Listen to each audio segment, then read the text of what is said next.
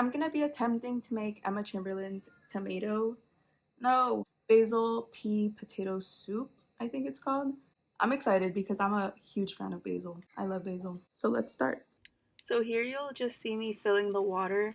I got a little bit confused because I didn't know why I needed two, but then I realized it's for the peas and then the potatoes. Ever since I saw that video that she posted with that soup, I've been wanting to try the soup and see if it's actually good or if it's my taste, because people can have different tastes and mine might be different. So let's see. I also bought this little basil plant because I had one before. I grew it from a seed and then it died. So, fresh start. She's also dying. Have my garlic and shallot.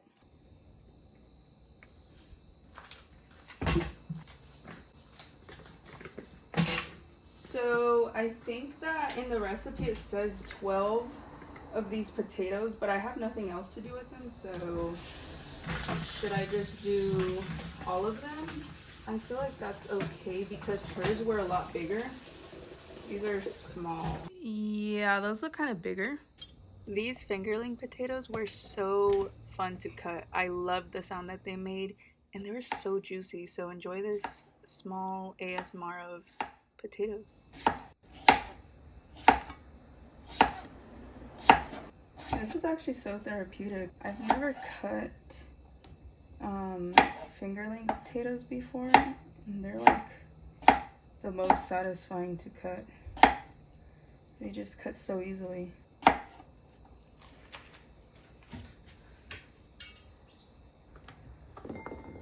Birds are fake. Like, you hear the birds in the daytime, right?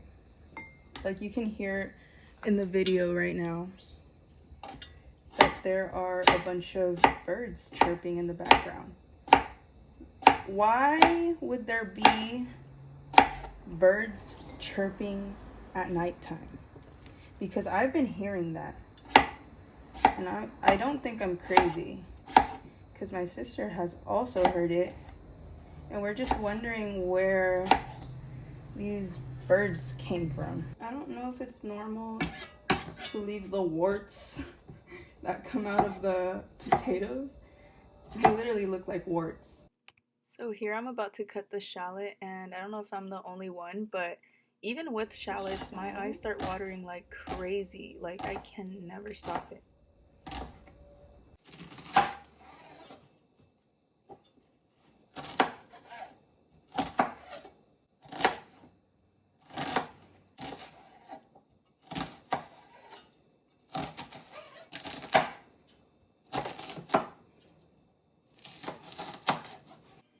Now, don't mind me banging on these garlic cloves. They just would not open, and I hate when that happens, so I just have to bang on them until they're out. And I learned this life hack from Food Network, so nobody can tell me anything.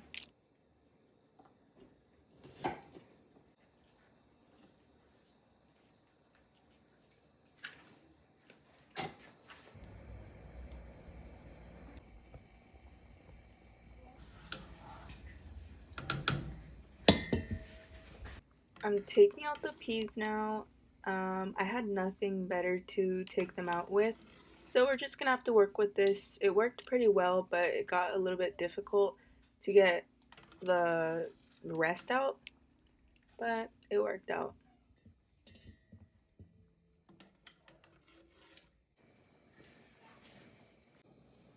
So I'm gonna be adding some avocado oil to this little pot.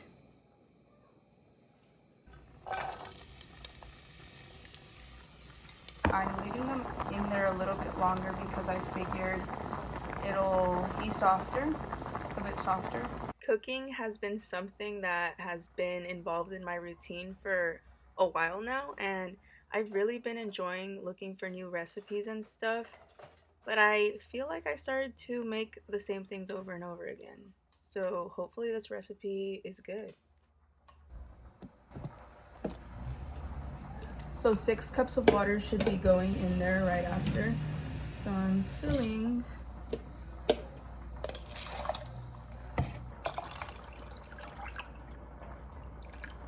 The potatoes are probably hating their lives right now, so I might have to take them out now. I'm not mentally prepared.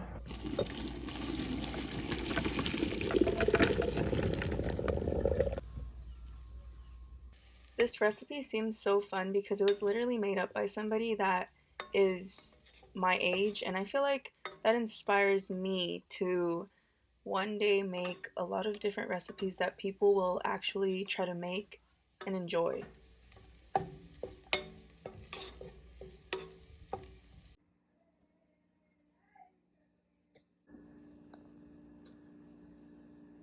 Cooking is so weird. Look at this. Like, how is that just cooking? Like, this was a thing from the earth and now it's getting cooked. I'm adding 6 cups of water, like the recipe says, and I'm editing this video in the way that Emma did it because I feel like it's kind of fun to kind of recreate that same type of editing, I guess, and I'm having a lot of fun with it actually. The recipe says to add 4 teaspoons of better than bouillon vegetable stock, or not vegetable stock, bouillon or whatever it is. And it was really hard to get that thing off of the spoon. Like, I don't understand how people use this. So this part is supposed to have about 1 teaspoon of salt, and I added so much, as you can see. I tried to do it, and I was confident that I don't need a measuring cup because I like to think that I can cook, but apparently I can't. A teaspoon or half a teaspoon of pepper, you get the gist. And at this point, it didn't look too colored, and I was wondering if I should add more vegetable bouillon, and I'm glad that I didn't because it was a little bit on the salty side, which is okay with me, but not okay with a lot of other people.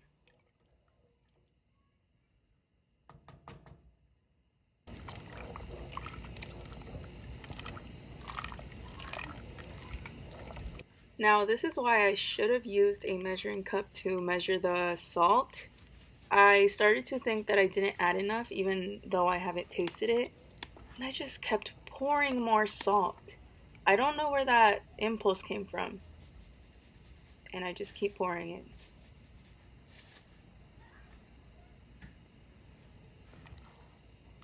We're just gonna continue stirring it to blend all those flavors together. And then after this, we're gonna wait for it to settle a little bit. We're gonna add some basil right now when we take this off the heat. And then we're gonna add 1/4 of a cup of Parmesan. But instead of Parmesan, I'm going to be using nutritional yeast because I cannot eat dairy. I feel like even if I try to, it's not good. Just not good for me. Here I'll be cutting some of my little basil leaves. I'm just gonna trim them like that. I'm losing my good lighting, so I'm sorry. This is a thick plant. There you go. It's a beautiful, luscious plant though. I don't want to take away too much of its beauty, but it's just gonna happen because I need these leaves. I'm just gonna wash it because it was at Sprouts. I didn't like fully grow this one this time, but it was at Sprouts. Oops. So don't want it to be like contaminated or anything. And I'm gonna leave a few to garnish at the end. This one looks perfect. Like, imagine that. I love basil and I'll find any excuse to eat it whole. Like, I literally could take a big chunk of this tree right now. So we're just gonna add the little basil leaves in there while we wait for this to be not hot. And adding the Parmesan, which is the nutritional yeast that tastes exactly like Parmesan. It's like a very great Parmesan alternative. So let's just mix it and then we'll wait for this to cool off because I can't put it in the blender too fast. In the meantime, I'm gonna cut up some chives. I think she did chives in her video. I don't have chives, I have green onions, so I'll probably be doing that instead. Yeah, she uses chives, so I'm going to be using my green onion. They've been in here for the longest. They're just growing. They're already rooted.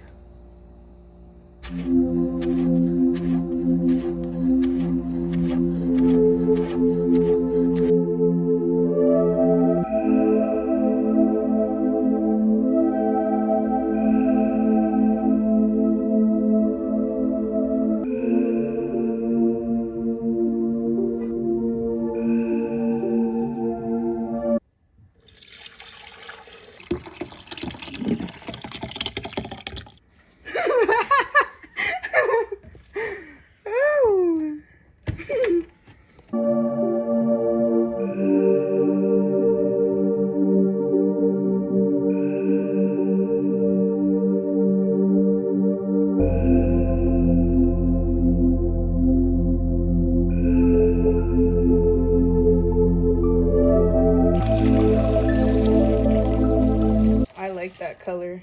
So we're gonna bring this to a boil. A disaster waiting to happen. How do you even do this without spilling? Ooh, that's looking good. That actually really looks good to me. You don't even like potato. I like potato. Not in a soup. It's in a soup. I know it's in a soup, but it looks good for some reason. We're on the last step. We just need to plate it at the end. And I'm gonna plate it with some green onions, basil, and that's it.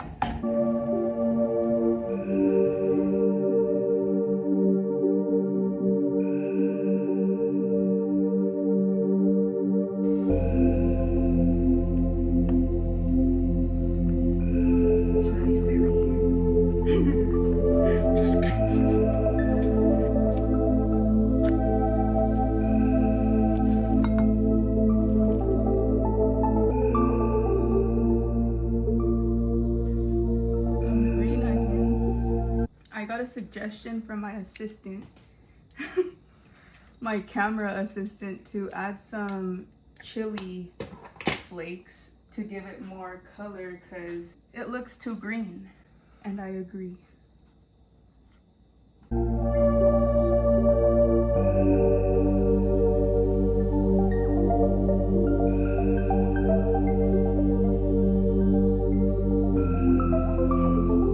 I don't like reaction videos. Everyone says I have a bad reaction to food, huh? You do. You have a fucking... Girl!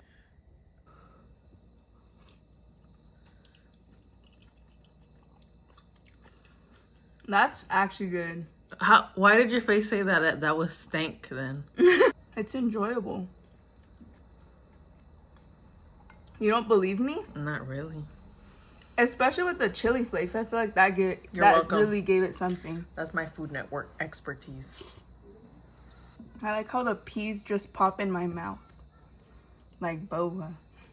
But it's really good. I would eat this on a cold day. Or hot day. Eat it on Thursday. Well, Mexicans eat soup on hot days anyway. It's normal to us. It is.